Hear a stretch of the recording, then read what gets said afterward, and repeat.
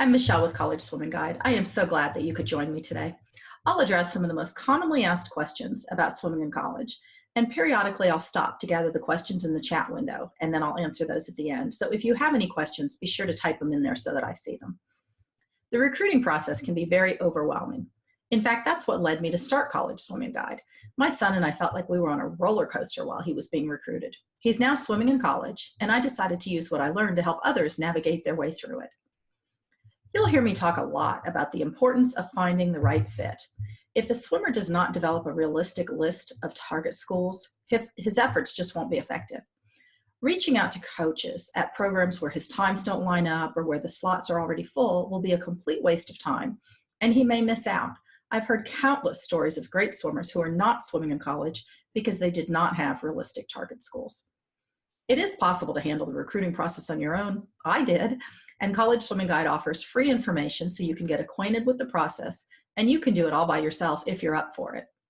For more confidence, I offer a Fastlane membership that's good for all 4 years of high school that tells you what to do, when to do it, and how to do it. I guide you through developing a realistic list of target schools and contacting coaches. And for anyone who wants even more guidance, I offer private coaching sessions as well. One of the best features of the Fastlane is the spreadsheets I've compiled of times that score in conference championship meets and top event times for all college swim programs. This literally saves you hundreds of hours of research. You'll refer back to these spreadsheets time and time again through the recruiting journey, as your swimmer gets faster, as the years change, and to consider more or different schools at different times. You'll want the most current times as teams get faster and slower from year to year, and I update these spreadsheets each year after conference champs. As parents, we want to help our children in the best way we can. Being informed, prepared, and organized throughout the recruiting process is the best help we can give our swimmers. The first step is for swimmers to decide if they want to swim in college. There are pluses and minuses to it. I recommend that swimmers conduct 2 college searches, one for if they swim in college, and one in case they don't. Even if they're positive that they want to swim in college, it's best to have a backup plan in case of illness, injury, or changing their mind. I've known swimmers who ended up not able to swim in college for a variety of reasons. They got hurt, they didn't keep their grades up, they didn't target the right schools. Those that had a backup plan were glad they did, and the others ended up really scrambling at the last minute. Swimming in college involves a demanding schedule, but our swimmers are used to that. Some of them actually thrive with the rigorous schedule as opposed to having too much time on their hands. It'll mean they can't participate in a lot of extracurricular activities in college. Some may miss this and others won't mind at all. Swimming brings a built-in set of friends from the first day on campus, which is very helpful when going to a new place, especially if it's far away. A team can make a large school seem much smaller and give a feeling of community. At my son's school, the team captains went from dorm to dorm on freshman move-in day, meeting all of the swimmers and their families. We got to ask parent questions, which I loved, and my son got to know them a little bit. They had a social event for the entire team the first night on campus, and this really helped ease his transition. Swimmers and all athletes often get tutoring and other academic help. There's usually an athlete study lounge for them. At a lot of schools, they get priority registration, and this is huge if classes tend to fill up. There may be an athletic academic advisor as well as the regular academic advisor. It's always nice to know there's an extra set of eyes on our kids when they first go off to school. Sometimes swimming can help a student get into their dream school. Some coaches have a limited number of academic support positions to use if a swimmer is close academically but couldn't quite get in on their own. The coach is going to want to make sure that his school is at the top of the swimmer's list, though, because he doesn't want to waste one of these limited positions on someone who's unlikely to attend. I see some questions coming into the chat. Be sure to type your questions in the chat window and I'll answer them at the end. One of the first questions that always comes up when discussing swimming in college is, what is the difference between Division I, Division II, Division III, and the NAIA? A lot of people focus on what division a school is in and think Division I is the fastest and the rest get slower. Now, the very fastest schools are in Division I, that is true. But the reality is that there are schools of every ability in all of the divisions. A lot of the stronger academic schools are Division III, but again, that's not always the case. In a lot of cases, Division I tends to be more intense and swimming can be more of a job. That's especially at the top ranked programs. D3 has a slightly shorter season and may be more accommodating about conflict, study abroad, internships, and so on. There's no hard and fast rule on this, though, and it's up to the coach at each school. Division I NCAA champs are definitely the fastest, and some swimmers prefer Division II or Division III so that they can qualify for NCAAs. Really, it's best to keep an open mind and look at schools in all of the divisions to truly find the right fit. Another question that I get very frequently is, when should we begin the research to swim in college? You should begin early in high school, and the search gets more intense as swimmers get older. A Fastlane membership covers all 4 years of high school for this reason, so there's no delay in starting. The NCAA recruiting rules recently changed, and it's now more important than ever to start early. For freshmen, you should focus on generalities like location, climate, campus size, distance from home, whether they want to go to school in a big city or in a rural environment, programs of study. When you're traveling, try to visit campuses in the areas that you're visiting if it's convenient. Review the NCAA and the NAIA recruiting rules just so that they're vaguely familiar at this point. And select extracurricular activities to participate in throughout high school. It's too early to accurately predict where swimmers will fit in a swim program time-wise when they're freshmen, because most of them are still growing and getting faster. Sophomores need to get more serious. They need to take college tours, and they need to talk to campus or coaches while they're on campus if it's a division where this is allowed. It's not allowed in all divisions. They should be emailing coaches to introduce themselves, and Fastlane members have access to sample emails for all levels, from an introduction to a coach to communicating after a rapport has been established.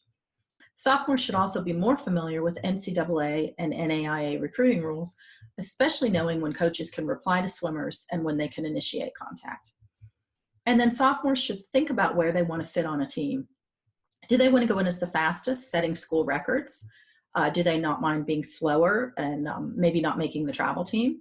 Or maybe somewhere in the middle? There's no right answer to this. It's completely up to the swimmer. For juniors, the search is pretty intense by this point. Everything is intense about junior year, academics, recruiting, everything. They should be communicating with coaches and establishing a rapport. They should decide where they want to fit on the team in terms of the fastest, the slowest, or in the middle. And they should begin narrowing down the type of school they want in terms of climate, size, location, distance from home. If they're able to, it's helpful to narrow down academic majors, but don't be concerned if your child doesn't know what he wants to major in. A huge number of college freshmen change their major at least once. Juniors can take official or unofficial recruiting visits depending on which school or which division the school is in. Some coaches prefer to wait to invite swimmers for visits as seniors, but some will start as juniors. And juniors should be researching times required to score at conference champs. This is where the Fastlane spreadsheets really, really save time. Then they should research the top event times at college swim programs of interest and develop a really solid list of target schools. And of course, still take college tours. Seniors are in the home stretch, but it is certainly not stress-free. They should be taking official or unofficial recruiting visits unless they committed early. They should be having phone conversations with coaches, compare academic programs, hopefully evaluate offers, make a final decision, sign a national letter of intent if it's in a division that offers them. Typically that's Division I and II if they're receiving athletic money. Another popular question is, which schools have swimming scholarships? Parents and swimmers are very focused on this question, but I always encourage them to pursue many avenues of scholarships. Unfortunately, swimming is not a highly funded sport, especially not men's swimming, although there are certainly scholarships available. And of course, Division III doesn't offer any athletic scholarships at all. Many swimmers end up with multiple scholarships, including athletic, academic, leadership, and service, need-based, and many other varieties. This is one reason I encourage swimmers to participate in extracurricular activities. It helps them be well-rounded, which is great, and it helps them qualify for other types of scholarships. Coaches will often help find other sources of money if possible, if they really, really want a swimmer and they don't have enough athletic scholarship money for them. Swimmers and parents want to know, what are coaches looking for? This can vary by coach, of course, but one commonality between all of them is they want swimmers who will score at the conference championship meet. This is why it's so important to do your research and to target the right schools. If your swimmer is emailing schools where he would place 47th in the 100 backstroke at the conference champs meet, it is highly unlikely that coaches will reply to his emails. However, if he targets schools where he's already around 14th or 15th, the coach will be far more interested. He's going to see him as having scoring ability now with the potential to score even higher as he gets faster. Fastlane spreadsheets help with this as they compile the top 16 times for every conference. These spreadsheets are updated each year after conference champs are over. Coaches also want swimmers who swim the events they need.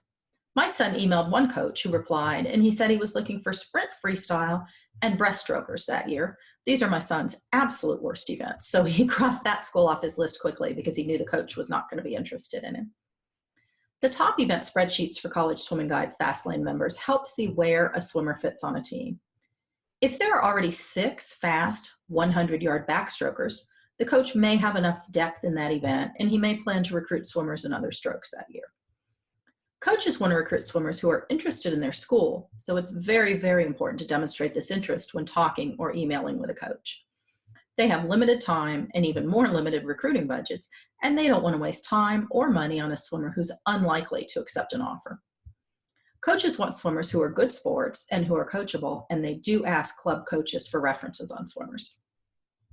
And then coaches also want swimmers who can gain admission to the school and who will remain academically eligible. They may be able to offer some support through the admissions process, but they're not going to risk it on a swimmer who won't be able to keep his grades up when he gets to campus and who may be academically ineligible. That doesn't do anybody any good. And then another question that I get is, what can College Swimming Guide Fastlane do to help you? Well, Fastlane members have access to a multitude of resources. I send out action items at the beginning of each month, and these are geared toward the swimmer's year in high school so that they're age appropriate. In terms of, like I talked about earlier, freshmen should be focusing more on generalities, juniors, the search is more intense, so I gear the action items that way. Conference championship meet times in spreadsheets, which saves you hundreds of hours of research. Individual college top event times, also saving hours of research for you. Email templates for contacting coaches, and these range from introductory emails to maybe a second email or just an update after a meet, or an email after a rapport has been established. Lists of questions to ask coaches, whether through email, on the phone, when seeing them on campus, and also to ask admissions department reps and so forth at colleges. The Fastlane community is a space to interact with other swim parents. You can ask questions, share information, and so forth. And there's a directory of college swim programs. This has demographic information for all of the college swim programs, including mid-range test scores, location of the school, size, and then also there's input from college coaches all over the country. I asked them all 15 questions, and over a third of them answered. So you might find out when they prefer to be contacted, or what a practice schedule is like, or what they're really looking for in a swimmer. And then, of course, access to my expertise through the private community, through live chats, and the ability to purchase private consultations if desired. Through all these resources, I guide you and your swimmer to find the right fit to swim in college. You don't want your swimmer to waste his time targeting the wrong schools. Instead, you and your swimmer want to approach recruiting in an organized manner, knowing the right steps to take and when. The cost of a College Swimming Guide Fastlane membership is just $249. This covers all 4 years of high school, so there's no reason to delay joining, and it's a great value for all you get. Now, let me see what questions have come in from the chat window. How often is too often to email a coach? That's kind of a tough one. You don't want to be obnoxious, of course, but you want the coach to remember you. And you've got to remember there are a lot of swimmers out there vying for all of the same positions. So it partly depends on the age of the swimmer. As sophomores, I wouldn't email too often. Maybe introduce yourself in the fall, maybe an update after your semi-taper meet in December, another update after your taper meet around February. As juniors, probably at least that frequently and maybe a little more often. And as you get to the second half of your junior year, more often. If a coach is not replying, you want to look and say, I wonder why. Is he simply disorganized and a poor communicator, or am I really not a good fit for this school? Maybe he's not replying because there's just not a chance he's going to want to recruit you because you don't come close to scoring at conference championship meets. So you need to look and make sure you're being realistic. Another question. My club coach does not know much about recruiting. Will this hurt my swimmer? No, it shouldn't hurt your swimmer at all. This is one reason that you need to be on top of what to do for the recruiting process, though. A lot of club coaches don't know an awful lot about recruiting and don't have a lot of contacts within the college swim coach world. And there are almost none who are actually going to do your search for you, even if they do know quite a bit about recruiting. Their job is to coach your swimmer and make them faster so they qualify to swim in college. But other than that, you need to be informed and to really figure out what to do with the recruiting process and how to help your swimmer. How many schools should be on the target list?